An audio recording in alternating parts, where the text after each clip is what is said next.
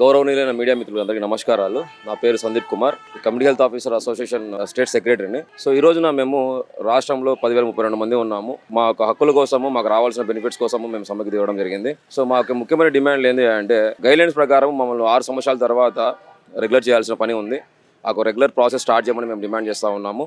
2023లో 188 క్యాడర్లకు NHM national health మిషన్లో వేతన సవరణ చేయడం జరిగింది. కానీ ఈ 10,032 మందిని ఆ రోజు ఇవ్వలేదు. సో అది కూడా వేతన సవరణ చేయాలని కూడా మేము డిమాండ్ చేస్తూ ఉన్నాము.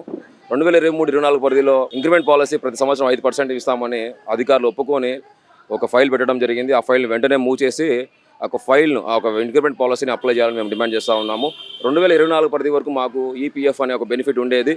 బట్ ఈ రోజున చాలా దురదృష్టకరము, అది కూడా ఆపేయడం జరిగింది. కేవలం సెంట్రల్ గవర్నమెంట్ ఈ రోజున డబ్బు ఇవ్వలేదు, అందుకే మేము ఇవ్వలేకున్నామని చెప్పడం జరిగింది. వెంటనే ఒక EPF బెనిఫిట్ కూడా పునరుద్ధరించాలని మేము డిమాండ్ చేస్తూ ఉన్నాము. నిర్దిష్టమైన జాబ్ చార్ట్ లేకపోవడం మా PSC పరిధిలో ఉన్నటువంటి మిగతా క్యాడర్స్ ఎవరైతే రాకపోయినా వాళ్ళకు ఆల్టర్నేటివ్గా మమ్మల్ని డ్యూటీలు చేపిస్తూ ఉన్నారు. ఆ రకంగా విలేజ్ హెల్త్ క్లినిక్లో మేము మాకు పనులు చేయకపోగా మిగతా వాళ్ళ క్యాడర్స్కి ఒక బఫర్ లాగా తయారైపోయినాము.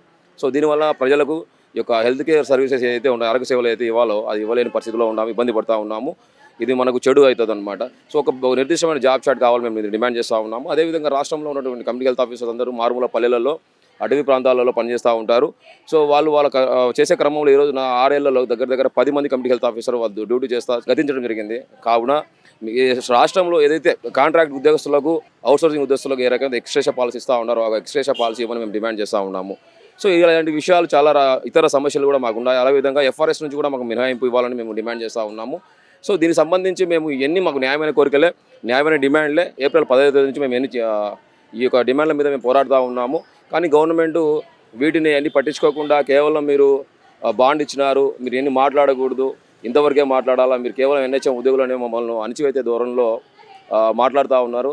రీసెంట్గా మన గౌరవ హెల్త్ మినిస్టర్ గారు కూడా మీ జాబులన్నీ తీసేస్తామని ఒక మహిళా ఉద్యోగి మీద చేయి మరి గట్టిగా మాట్లాడి నీచంగా మాట్లాడడం జరిగింది. సారు అణిచివేత ధోరణిలో మాట్లాడడం జరిగింది.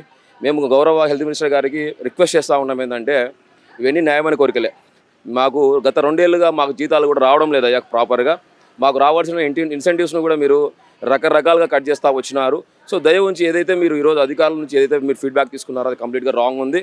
సో దయ ఉంచి మీరు రూట్ లెవెల్కి వెళ్ళి ఒకసారి సర్వే చేసి ఒకసారి మీరు ఆలోచన చేస్తే మీకు ఇన్ఫర్మేషన్ ప్రాపర్గా వస్తూ ఉంది. మా యొక్క న్యాయమైన డిమాండ్లు మీకు న్యాయంగా అనిపిస్తాయి ఆ రోజున. సో మేము మీరైతే ఆ మాటలు అన్నారో ఈ రోజున 10,000 మంది కమ్యూనిటీ హెల్త్ ఆఫీసర్స్ని కలిసివేసింది. ఈ రాష్ట్రంలో ఉన్నటువంటి 10,032 కమ్యూనిటీ హెల్త్ ఆఫీసర్స్ తరపున అయితే మీ యొక్క మాటలను ఖండిస్తూ ఉన్నాము. మేమైతే ఒకటే చెప్పదలుచుకున్నాము, మా యొక్క న్యాయమైన డిమాండ్లు నెరవేరే వరకు ఈ యొక్క సమ్మెలాగవు, ఈ యొక్క మా పోరాటాలాగవు. సో దయ ఉంచి మీరు చర్చలకు పిలుస్తారని మేము భావిస్తూ ఉన్నాము. ప్రీతమ నాయకుడు పవన్ కళ్యాణ్ సార్కి అడ్రస్ చేస్తూ ఉన్నాము. సార్ దయ ఉంచి మీరు కలగజేసుకొని ఈ యొక్క సమస్యలను మీరు క్లియర్ చేస్తారని మీడియా సముఖంగా మా యొక్క కమ్యూనిటీ హెల్త్ ఆఫీసర్ తరపున మీకు రిక్వెస్ట్ చేస్తూ ఉన్నాను. Thank you. నా పేరు ప్రభావతి, నేను NTI డిస్ట్రిక్ట్లో CHOగా పనిచేస్తున్నానండి. అయితే మేము గత 15 రోజులుగా ఏంటంటే మా హక్కుల కోసం పోరాడడం జరుగుతుంది.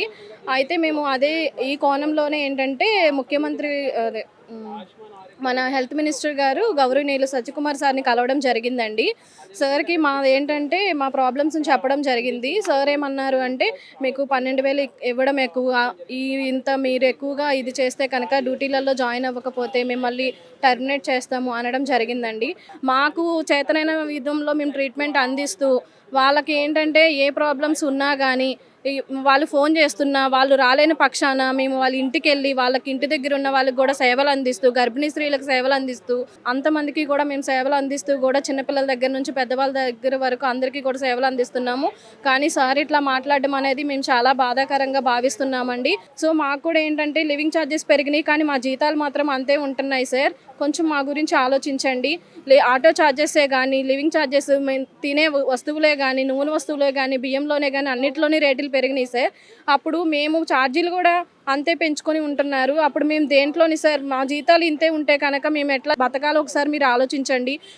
మా బాధలన్నీ ఒకసారి మీరు ఆలోచించి కొంచెం మా గురించి దయించమని సత్యకుమార్ సార్ని అడుగుచున్నాం సార్. Thank you sir. నమస్తే అండి, నా పేరు అర్చన. పిహెచ్సి చింతలపాడు, హెచ్డబ్ల్యూసి విబ్రింతలపాడు, ఎన్టీఆర్ డిస్ట్రిక్ట్ కింద వస్తామండి. మేము అందరం సిహెచ్ఓస్ ధర్నాకి ఎందుకు వచ్చామంటే ఈ రోజున మేము ఈ ఎమ్మెల్యే గారు, మినిస్టర్ గారు ఎవరు కూడా ఈ హెల్త్కి సంబంధించిన హెల్త్ డిపార్ట్మెంట్స్ ఎవ్వరు కూడా మా సిహెచ్ఓస్ని ఎవరు గుర్తించట్లేదు. మా సిహెచ్ఓస్ ప్రాబ్లమ్స్ ఎవరు పట్టించుకోవట్లేదు. అందుకే మేము ఇలా రోడ్డును ఎక్కాం. ఈ రోడ్డును ఎక్కిన మా బాధలు ఏంటంటే కొన్ని సంవత్సరాలుగా 6 సంవత్సరాలుగా చేస్తున్న మేము పర్మనెంట్ అడిగామండి, అంతే. ఒక ఏఎన్ఎంకి పర్మనెంట్ ఇచ్చారు, ఒక ఎన్హెచ్ఎంకి పర్మనెంట్ ఇచ్చారు, 5 years అబోవ్ వాళ్ళందరికీ పర్మనెంట్ ఇచ్చారు. మాకు రెగ్యులర్ చేయాలని చెప్పి మేము అడుగుతున్నాం. First point. ఇంకా నెక్స్ట్ వచ్చేసి మాకు ఎన్కాస్ అండి, నేషనల్ క్వాలిటీ అష్యూరెన్స్ స్టాండర్డ్స్. ఈ ఎన్కాస్ అనేది ప్రతి ఒక్క హెచ్డబ్ల్యూసికి జరుగుతుంది. ఆ ఎన్కాస్ ఓన్లీ సిహెచ్ఓస్ మాత్రమే ఆ ఖర్చులు భరిస్తున్నారు. ఆ ఖర్చులు ఇంకా కొన్ని సెంటర్స్ అయితే అద్దెలు కూడా కట్టలేకపోతున్నాం. కరెంట్ బిల్లులు పెరుగుతున్నాయి. ఈ రోజున బియ్యం మూట రేటు పెరిగింది కానీ మా యొక్క జీతం మాత్రం పెరగలేదు. 23% హైక్ అడుగుతున్నాం. అంతకు మించి మేమేం అడగట్లేదు. కనీసం ఇన్సెంటివ్స్ ఇవ్వట్లేదండి. ఇన్సెంటివ్స్ 2 నెలలు ఇచ్చి 6 నెలలు కూర్చోబెడతారు. మా బకాయిలు మాకు తిరిగి చెల్లించాలని మా యొక్క ప్రార్థన. మీకు ఇచ్చే జీతం ఎక్కువ అంటున్నారు. 9 to 4 కాదండి, ఇంకా అదర్ యాక్టివిటీస్, సర్వేస్, చీకటి పడినా కూడా మాకు ట్రాన్స్పోర్ట్ లేకపోయినా చీకట్లో ఆటోలు పట్టుకొని మళ్ళీ ఇంటికి చేరుకుంటున్నాం. ఫ్యామిలీస్ టెన్షన్ పడితే సిగ్నల్స్ ఉండవు, కొన్ని ఏరియాస్లో సిగ్నల్స్ ఉండవు, నెట్వర్క్స్ ఉండవు. ఎన్ని ఇష్యూస్ అయినా కష్టపడి ఉద్యోగాలు చేస్తున్నాం. ఇదొక్కటి గుర్తించమని మా ప్రార్థన. నా పేరు ప్రవీణ అండి. పెనగంచిపోలు పిహెచ్సి అనిగిలపాడు 2 ఆయుష్మాన్ ఆరోగ్య మందిరంలో సిహెచ్ఓగా నేను వర్క్ చేస్తున్నాను. నేను 6th బ్యాచ్లో రిక్రూట్ అయ్యాను. ఇక్కడ ఉన్న ఏ సిహెచ్ఓ కూడా సర్టిఫికేట్ లేకుండా అసలు ఎవరు కూడా వాళ్ళు రిక్రూట్ అయితే అవ్వింది లేదు. ప్రతి ఒక్కరం కూడా మేము ఎగ్జామ్స్ క్వాలిఫై అయ్యి తర్వాత రిక్రూట్ అయ్యి వచ్చిన వాళ్ళం మాత్రమే. సార్, హెల్త్ మినిస్టర్ సార్, మిమ్మల్ని మేము కోరుకుంటున్నది ఏంటంటే నిన్న మీరు ఏదైతే అన్నారో అవి మాకు చాలా చాలా బాధగా ఉన్నాయి సార్. ఆ మాటలు ప్రైవేట్ హాస్పిటల్లో బీఎస్సీ నర్సింగ్కి 12,000 ఇస్తున్నా అన్నారు. సార్, నేను చేశాను సార్ ప్రైవేట్ హాస్పిటల్లో ఫ్రెషర్గా. నాకు ఫస్ట్ శాలరీ వచ్చి 20,000 సార్ ఫ్రెషర్గా సార్. మణిపాల్ సార్, అది కూడా మణిపాల్ హాస్పిటల్లో సార్. నేను ఐసీయూలో చేశాను సార్. 20,000 సార్. దాంతోపాటు ఈపీఎఫ్ ఉంది సార్, హెల్త్ ఇన్సూరెన్స్ ఉంది సార్. కానీ మీరు 12,000కే మీకు ప్రైవేట్లో శాలరీస్ ఇస్తున్నారు అనడం మాత్రం ఆ మాటకు మేము చాలా బాధపడుతున్నాం సార్. నర్సింగ్ అంటే అందరూ చాలా చులకనగా చూస్తున్నారు సార్. కోవిడ్ టైమ్స్లో మేము ఎంతవరకు హార్డ్ వర్క్ చేసామో ప్రతి ఒక్క గవర్నమెంట్కి తెలుసు సార్. వరల్డ్ హెల్త్ ఆర్గనైజేషన్ కూడా మమ్మల్ని గుర్తించింది సార్. అలాంటి ప్రొఫెషన్ సార్ మాది.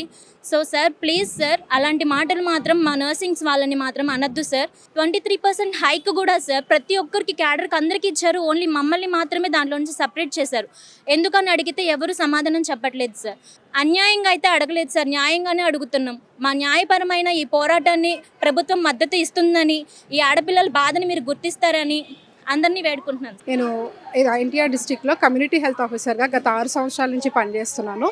మేము ఈ పోస్ట్లోకి రావడానికి ఎలా వచ్చామనేది నేను ఒక్కసారి పబ్లిక్ అందరికీ తెలియాలని ఆశిస్తున్నాను. ఒక పేపర్ నోటిఫికేషన్ అయితే ఇస్తారండి. ఆ నోటిఫికేషన్ తర్వాత వాళ్ళకి ఎగ్జామ్ డేట్ ఇస్తారు. ఆ ఎగ్జామ్ డేట్కి మేము ఎగ్జామ్ అటెండ్ అయ్యి ఒక 1000 పోస్టులు తీస్తే ఒక 10,000 అప్లికేషన్స్ వస్తాయి. ఆ 10,000 మందిలో కూడా మేము ఎగ్జామ్ రాసి క్వాలిఫై అయ్యి మేము దీనికి సెలెక్ట్ అయ్యాము. సెలెక్ట్ అయిన తర్వాత కూడా 6 months సార్ సిపిహెచ్సి అన్న ట్రైనింగ్ అనేది మాకు ఇస్తారు. ఆ ట్రైనింగ్లో 6 months మేము బ్రిడ్జ్ కోర్స్ చేసి దాంట్లో ప్రాక్టికల్స్ ఉంటాయి, థియరీ ఉంటాయి, క్లినికల్స్ కూడా అటెండ్ అవుతాము. ఈ ట్రైనింగ్ అంతా అటెండ్ అయిన తర్వాత మళ్ళీ ఎగ్జామ్ కండక్ట్ చేస్తారు. ఎగ్జామ్ కండక్ట్ చేసి దాంట్లో క్వాలిఫై అయిన తర్వాతే మేము పోస్ట్లోకి వస్తాం. అంటే అరౌండ్ 8 months మేము ఈ జాబ్ కోసం టైంని వెచ్చించి మా ఒరిజినల్ సర్టిఫికేట్స్ అన్నీ కూడా వాళ్ళకి ముందుగానే ఇచ్చేసి ఈ 8 months కూడా వెయిట్ చేసి తర్వాత మేము పోస్టింగ్లోకి వస్తాం. ఇది మేము వచ్చిన ప్రాసెస్. అయితే ఈరోజు మేమందరం కూడా NHM కింద ఆయుష్మాన్ ఆరోగ్య మందిర్లో పనిచేస్తూ ఉన్నాము. మేము మా డిమాండ్స్ అన్ని కూడా గత 10వ తారీఖు నుంచి మేము అందరికీ రిప్రజెంటేషన్స్ ఇస్తూ వచ్చాము. 24వ తారీఖు నుంచి మేము ధర్నాలో తర్వాత సమ్మెలోకి పాల్గొంటున్నాం. ప్రతి చోట మా డిమాండ్స్ చెప్తున్నాం, మా అవసరతలు చెప్తున్నాం, మేము మా హక్కులను అడుగుతున్నాం, న్యాయమైన విషయాలనే అడుగుతున్నాం. ప్రతి NHM డిపార్ట్మెంట్లో ఉన్న ప్రతి ఒక్కరికి హైక్ పెరిగింది కానీ మాకు మాత్రం హైక్ అనేది ఎందుకు రాలేదు అన్న విషయానికి ఎవరు కూడా సమాధానం చెప్పట్లా. అదేవిధంగా ఈపీఎఫ్ అనేది కట్ అవుతూ ఉండేది మాకు. 25,000 బేసిక్ పే ఇచ్చేవాళ్ళు, అందులో 23,000 జీతం వచ్చేది, 1,800 పిఎఫ్ కట్ చేసేవాళ్ళు. సడన్గా ఒక రోజు 24,800 అని చెప్పి జీతం పడింది, 200 మాకు ట్యాక్స్ కట్టేది.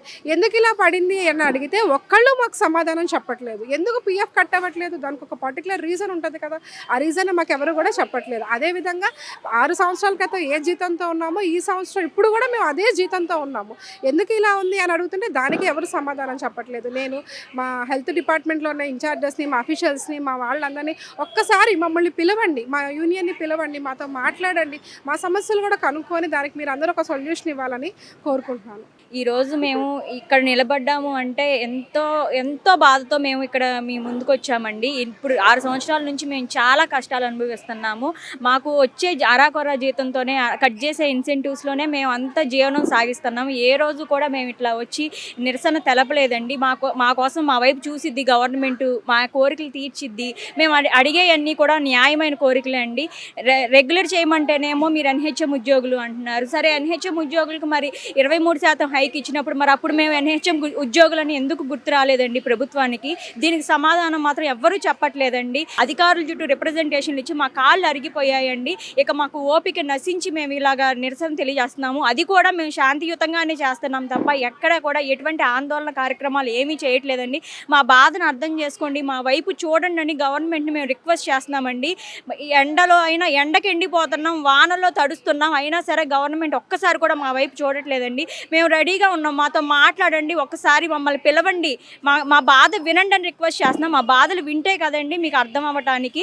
లోకేష్ గారు అలాగే హెల్త్ మినిస్టర్ గారు మా మీద ఏమన్నా ఎవరైనా సరే నెగిటివ్గా పోర్ట్రేట్ చేస్తే అంటే మొన్న హెల్త్ మినిస్టర్ గారు మాట్లాడిన దాన్ని బట్టి మాకు అర్థమైందండి మా మీద ఏదో నెగిటివ్ ఫీలింగ్ ఉందని. ఎందుకంటే మీరు 3 నుంచి 4 గంటలు మాత్రమే డ్యూటీలు చేస్తున్నారనే మాట అసలు మేము జీర్ణించుకోలేకపోతున్నామండి. మా డేటా, మా ఎఫ్ఆర్ఎస్ మేమేమి వెళ్ళి అటెండెన్స్లో బుక్లో సంతకం పెట్టట్లేదండి. మేము ఎఫ్ఆర్ఎస్ వేస్తున్నాము. మొత్తం గవర్నమెంట్ లెవెల్లో, స్టేట్ గవర్నమెంట్ లెవెల్లో మేము ఎక్కడ ఎఫ్ఆర్ఎస్ వేస్తున్నాం, ఎప్పుడు వేస్తున్నాం, ఎవరు అప్రూవల్ ఇస్తున్నారు, అంతా మీ దగ్గరే ఉంది.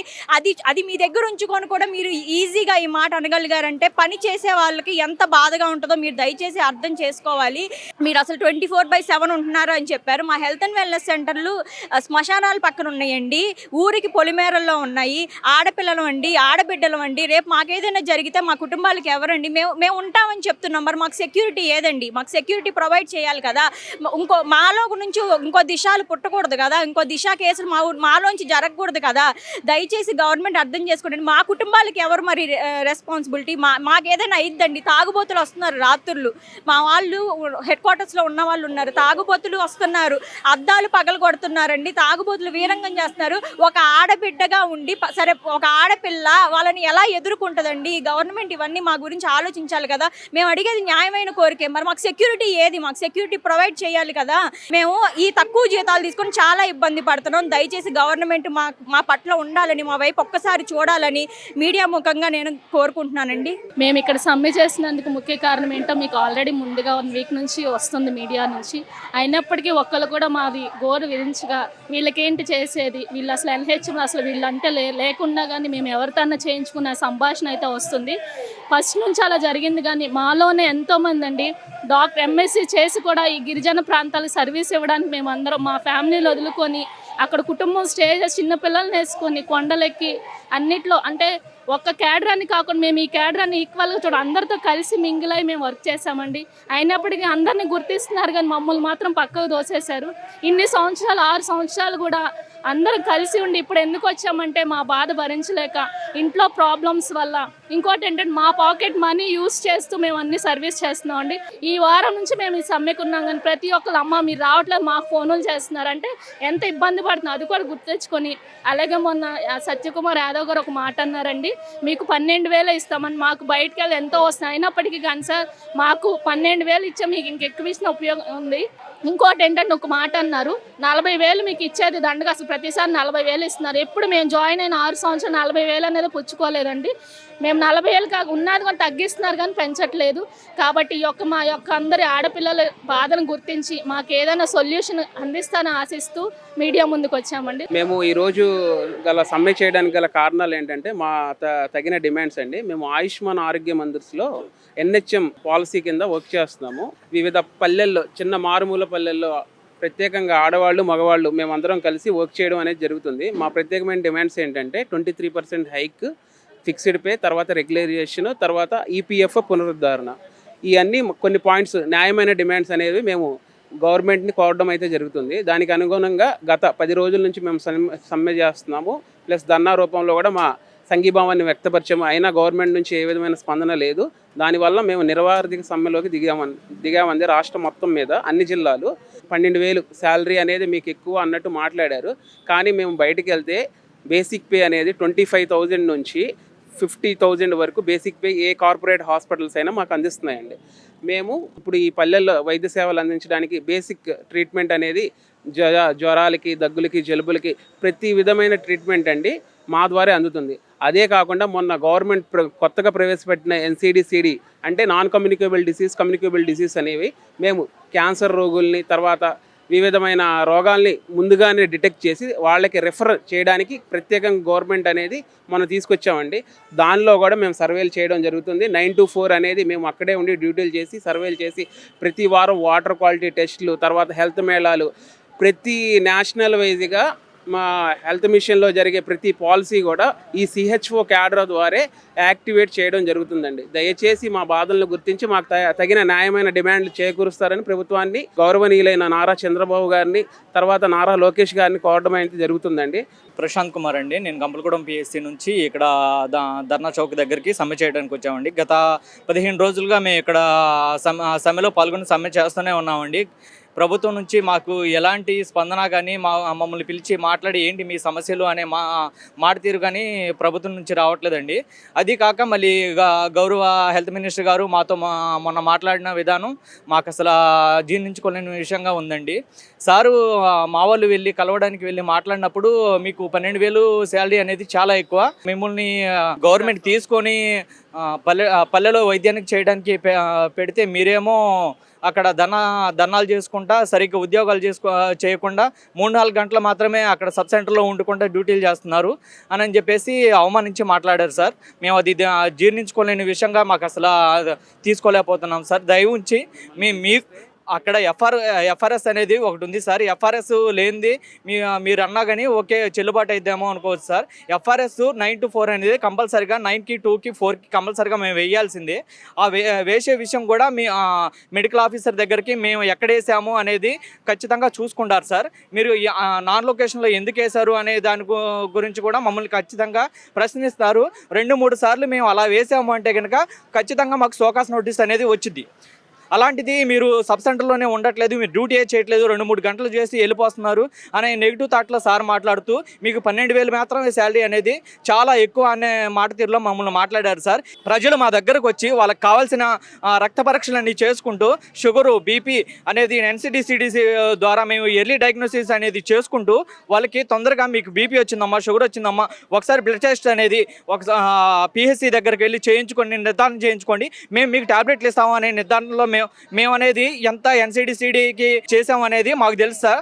మేము చాలా డెడికేషన్గా వర్క్ చేస్తుంటే ఇలా అవమానించి మాట్లాడడం అనేది మాకు చాలా అంటే చాలా బాధాకరంగా ఉంది సార్. అంత ఇదిలో మా వాళ్ళు వర్క్ చేస్తుంటే మీకు 12,000 శాలరీ అనేది చాలా ఎక్కువ అని చెప్పేసి హెల్త్ మినిస్టర్ గారు మాట్లాడారు సార్. మేము అది అసలు జీర్ణించుకోలేని విషయం. దయ ఉంచి మేము వేడుకుంటున్నాం సార్.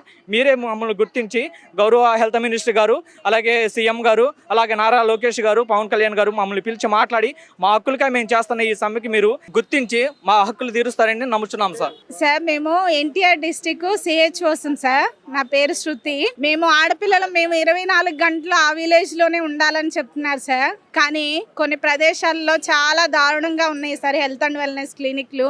ఎందుకంటే అవి ఊరు బయట ఉన్నాయి, అలాగే శ్మశానాల దగ్గర ఉన్నాయి సార్. అలాంటి పరిస్థితుల్లో మేము ఆడపిల్లలు అయినటువంటి వారం దానిలో ఉండాలని సత్యకుమార్ సార్ చెప్తా వస్తున్నారు. కానీ మీరు మాకు ప్రొటెక్షన్ కానీ సేఫ్టీ కానీ ప్రొవైడ్ చేసినట్లయితే మేము అక్కడుండి మా సేవలను అక్కడ ఉన్నటువంటి గ్రామస్తులకు అందించడానికి మేము సిద్ధంగా ఉన్నాం సార్. ఎందుకంటే రాత్రి వేళల్లో ఏమవుతుందో తెలియదు సార్. మేము పేషెంట్సే వస్తారనుకుంటామా, లేదంటే ఎవరైనా తాగుబోతులు వస్తామని మాకు తెలియదు కదా సార్. ఎవరు వస్తారో ఏం చేస్తారో కూడా మాకు తెలియదు. అటువంటి భయంకరమైన పరిస్థితుల్లో మీరు మమ్మల్ని అక్కడ ఉండమని చాలా గ్యారంటీగా అగ్రిమెంట్ ద్వారా మీరు అక్కడ ఉండాలి అని చెప్తా వస్తున్నాం. మేము ఉంటాం సార్, మేమందరం కూడా ఉంటామని మీకు చెప్తున్నాం సార్ మా అగ్రిమెంట్ ప్రకారంగా. కానీ మాకు సేఫ్టీ ప్రొవైడ్ చేయాలని మేము కోరుకుంటున్నాం సార్. అందరికీ నమస్కారం అండి. నా పేరు లక్ష్మీ తిరుపతమ్మ, ఎన్టీఆర్ డిస్ట్రిక్ట్ వజ్వాయ్ పిహెచ్సి నుంచి మాట్లాడుతున్నాను.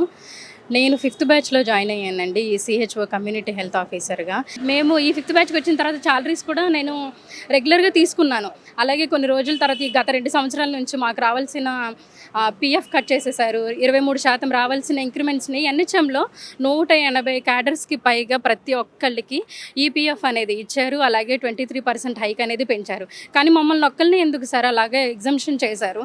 అలాగే నిన్న నెల్లూరు జిల్లాలో జరిగిన ఒక చిన్న విషయము మా హెల్త్ డిపార్ట్మెంట్ అందరినీ చాలా కదిలించింది సార్.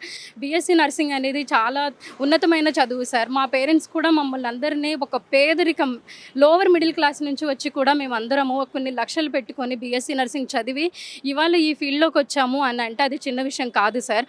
అలాగే ఈ 12,000 ఉద్యోగం 12,000 రూపాయలతో ఎవరు ఉద్యోగం చేయట్లేదు సార్. ఒక హాస్పిటల్లో 18,000కు పైగా నేను శాలరీ తీసుకున్నాను, ఇయర్లీ ఇంక్రిమెంట్ తీసుకున్నాను సార్. 2 ఇయర్స్ చేసిన తర్వాత నేను దీంట్లోకి వచ్చాను. కానీ అక్కడ ఉన్న ఇంక్రిమెంట్స్ కానీ నాకు ఇక్కడికి వచ్చిన తర్వాత ఎక్కడ కనిపించలేదు సార్. అలాగే కొంచెం మా హెల్త్ డిపార్ట్మెంట్ మీద దయ ఉంచండి. 2020లో సిహెచ్ఓలో జాయిన్ అయిన తర్వాత ఇప్పటి వరకు నేను ఒక బిల్డింగ్లో ఉంటున్నాను, నాకు వాష్రూమ్ అనేది లేదు సార్. నా బాధలు నేను ఎవరికి చెప్పుకోకూడదు. గవర్నమెంట్ అదే వస్తుంది మాకు చేస్తుంది అన్న ఒకే ఒక ఓపికతో 6 ఏళ్ళు ఎదురు చూసాం సార్. అలాగే మాకు ఒక అపాయింట్మెంట్ ఇవ్వండి సార్. మా సమస్యల్ని మా బాధల్ని మీ అందరి ముందు పెడతాము. మీరు మాకు అపాయింట్మెంట్ ఇచ్చి మా సమస్యల్ని మీరు వినాలని కోరుకుంటున్నాను సార్. Thank you sir.